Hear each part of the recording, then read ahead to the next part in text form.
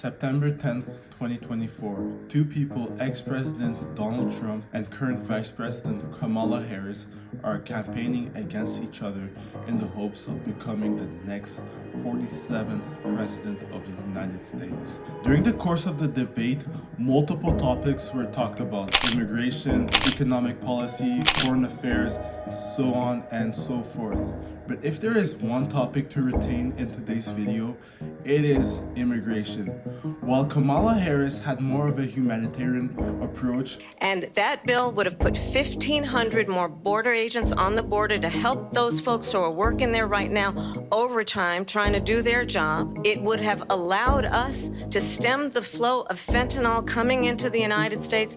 I know there are so many families watching tonight who have been personally affected by the surge of fentanyl in our country. The same cannot be said for Donald Trump. His policy, deport.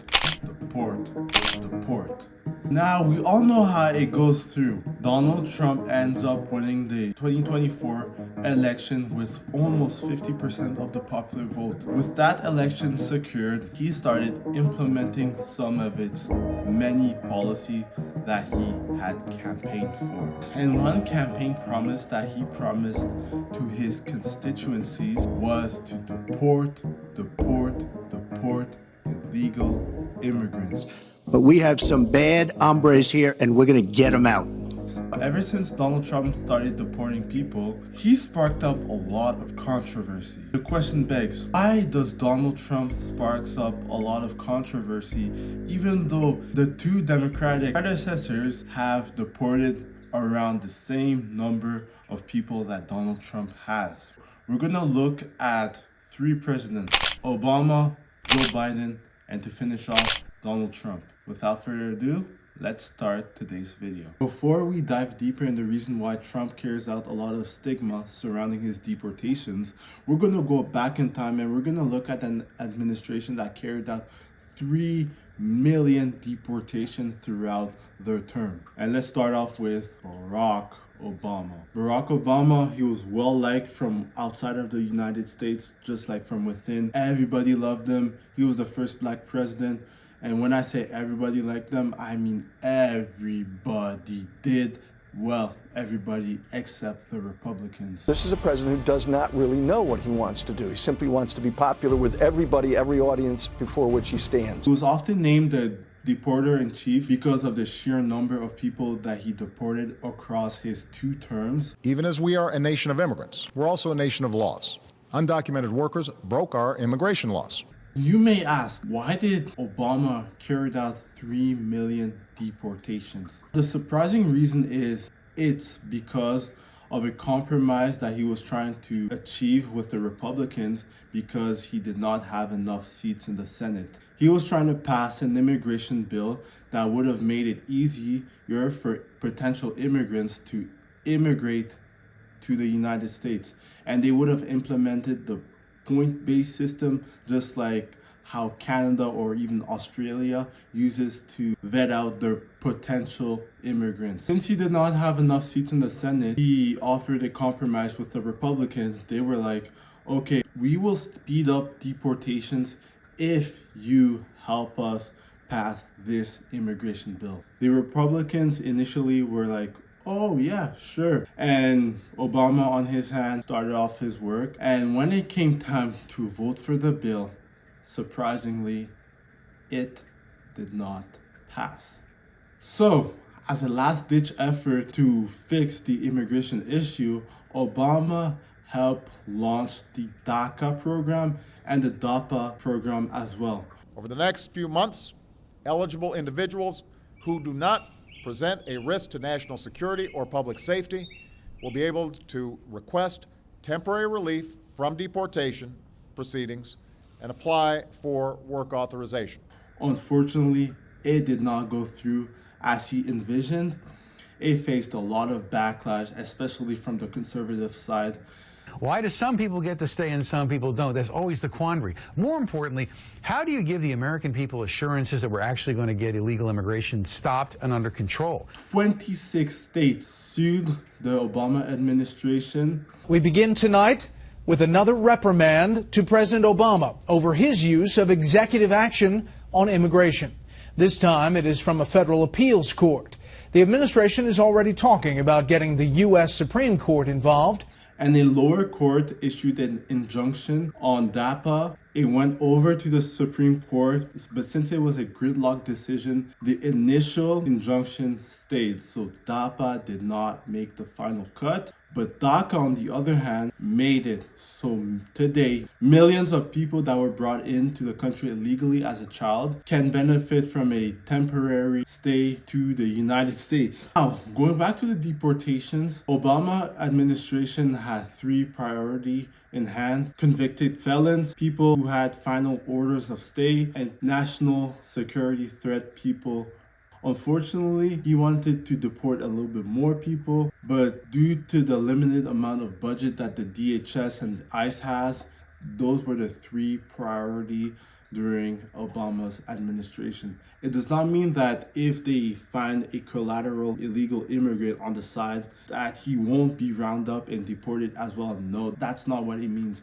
It means that they are just going to prioritize those type of categories. And a lot of illegal immigrants that were inside the U.S. for many years, 10, 20, 30 years, weren't necessarily affected, but if ICE happened to stumble upon them, they are getting shipped back. We're gonna skip Trump's first term and we're gonna jump immediately into Biden's. Sleepy Joe.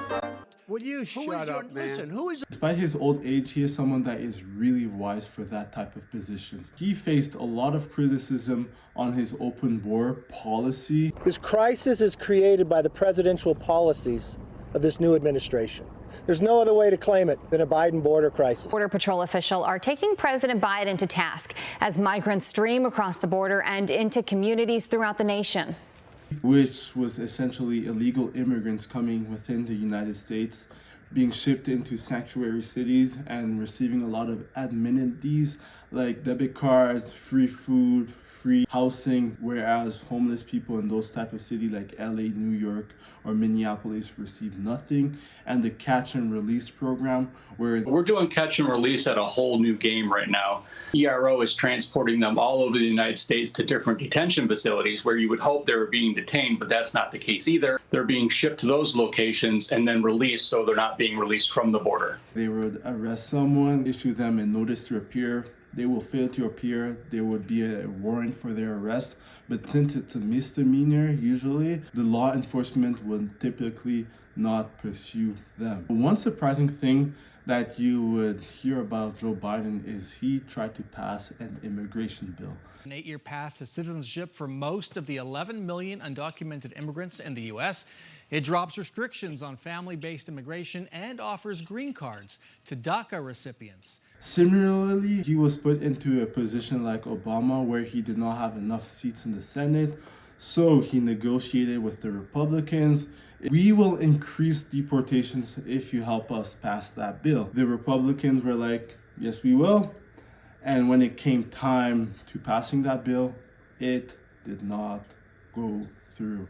The U.S. Senate failed for a second time to advance a border security measure. Rumor has it that Donald Trump contacted the Republicans in the Senate and told them to kill that bill in order to not give the Democrats a victory. Donald Trump got on the phone, called up some folks in Congress, and said, kill the bill. And you know why? Because he'd prefer to run on a problem instead of fixing a problem. During that time, millions and millions of people were deported. One thing you might not know about Biden's administration, he took a lot of steps to mitigate the issue on illegal immigration. One thing that he did is install transit bans. If you're trying to leave Cuba, Nicaragua, or Haiti, or have agreed to begin a journey to America, do not just show up at the border. Stay where you are and apply legally from there.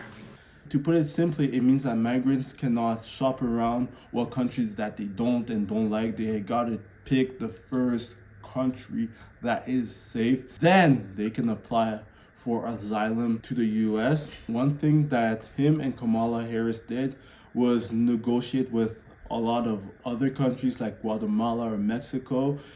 And they told them, if you help curb the amount of migrants coming towards the southern border, we will give you more financing And with that money, it can be very beneficial to the economic development of your country. One thing that he heavily invested in is the CBP-1 app before it was rescinded by current President Donald Trump. And what is that app, you may ask? That app is responsible to determine if a migrant is eligible for asylum within the United States, and it gives them a timing for their hearing and immigration court case and the exact date and location. And one thing he also removed was remain in Mexico and Title 42. Starting today, tens of thousands of asylum seekers waiting in Mexico will now be allowed into the U.S. to be processed and have their cases heard. We're moving on into today's main culprit of the video, Donald J. Trump. When you think about Trump, you immediately associate him with deportations. And that is exactly what he did in his first term. During his first term, he deported just under 1 million people, which is surprisingly a lot of people. But it is relatively smaller compared to the number of people that Obama deported during his first term. And one question you may ask is why? Why is there a big discrepancy in between the numbers of deportation carried out during the Obama administration compared to Trump's? Well, the surprising answer is a lot of the executive orders and bills that Trump was trying to carry out were deemed unconstitutional and challenged by the lower courts. A federal judge in Seattle has granted a nationwide temporary restraining order on President Trump's executive order to temporarily ban citizens from 7 Muslim-majority countries from entering the U.S. A federal judge in Chicago blocking Attorney General Jeff Sessions from withholding federal grant money to so-called sanctuary cities. But the court ruled that the Trump administration cannot end DACA. The program was originally established by executive order by President Obama, and it protects about 700,000 undocumented immigrants from deportation. The court says the reasons for ending it were insufficient. With barriers put in place, it meant that Trump could not deliver his promise on mass deportation like he initially proposed during his election campaign. Ever since his election loss in 2020 and his re-election last year, Trump has came up a little bit stronger and more defiant towards the court. He adopted this policy of adopt now, deal with the court later. And that is what he is doing with many of his executive orders that are maybe deemed unconstitutional. And when he goes to the court, he's just going to argue his case. And that's what he recently did with his Supreme Court win on Trump versus Casa. The Supreme Court decision just coming in moments ago, limiting judges' use of nationwide injunctions. This is all pertaining to this birthright citizenship case from President Trump. So with that victory secured, he started carrying out a lot more deportations. He started using the army, masking ICE agents who can't really differentiate between an armed kidnapper and ICE. He started detaining legal immigrants. He started just rounding everybody that he can find from within the United States. And with that deportation plan in mind, it led to a lot of protests, which you can see images like this or videos like that. The City of Angels looks more like hell right now. Chaos and calamity rocked Paramount Saturday on the second day of demonstrations against federal immigration operations in Southern California. If you resist lawful orders, you're going to jail. If you spit on us, you're going to the hospital and in jail. If you hit one of us, you're going to the hospital and jail. If you throw a brick, a firebomb, or point a gun at one of our deputies, we will be notifying your family where to collect your remains at, because we will kill you graveyard dead. This is one of the rare times where people come out and speak out and actually protest against the deportations of illegal immigrants. Everybody that is not an American citizen was affected by Trump's policy. With that victory secured, Trump started carrying out his plan: deport, deport, deport. He started sending millions of illegal immigrant criminals to El Salvador, rounding up Abuelita that has been within the US for 20 years, but just so happened to be an illegal immigrant. They started detaining green card holders in the airport. Jody Ladrone de Guevara's husband, Gonzalo, has been a green card holder since 2003 after the couple got married. Jody is a U.S. citizen, but today Gonzalo is sitting in an ICE detention center held on the basis of a felony charge that the family says was dismissed 13 years ago. Yes, green card holders. It makes no sense. So he is targeting as many people from within the U.S., whether they are illegal immigrants or not. It even led to one point that tourists that were trying to come in to visit the U.S. and go back to their country of origin, being targeted by ICE and being detained. About 2 weeks ago, a Norwegian tourist named Mads Mikkelsen landed in Newark Airport. On arrival, he was detained by immigration agents who demanded access to his cell phone and then denied him entry to the U.S. Trump also implemented the Invasion Act of 1798. The Alien Enemies Act dates all the way back to 1798. It's only been used 3 times in U.S. history. The last time was during World War II. It is only meant to be used when the U.S. is in an act of war, but the problem is they're not in an act of war. The reason he used is because the gangs are invading the U.S. Other nations empty their jails into the United States. It's an invasion.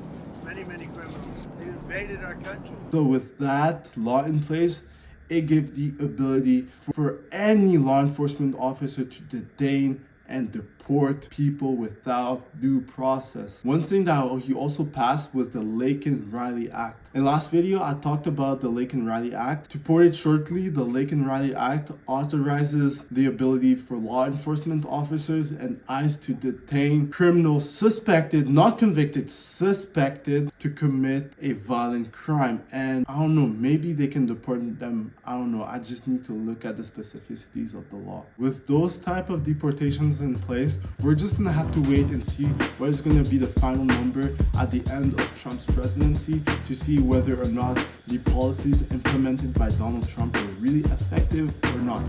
A lot of people are saying that it's not really effective. Finally, to conclude, the main reason why Trump is sparking out a lot of controversy surrounding his deportations is mainly about how he's actually carrying out his deportations. If he just followed the footsteps of the Democrat predecessors, he probably would have been fine. People would have liked it. But when he's starting to carry out his mass-scale deportations illegally, that's when it becomes an issue. Without further ado, let's just wait to see how it will all play out in the near and further away future. With that being said, thank you for watching today's video. It has been a pleasure to meet you.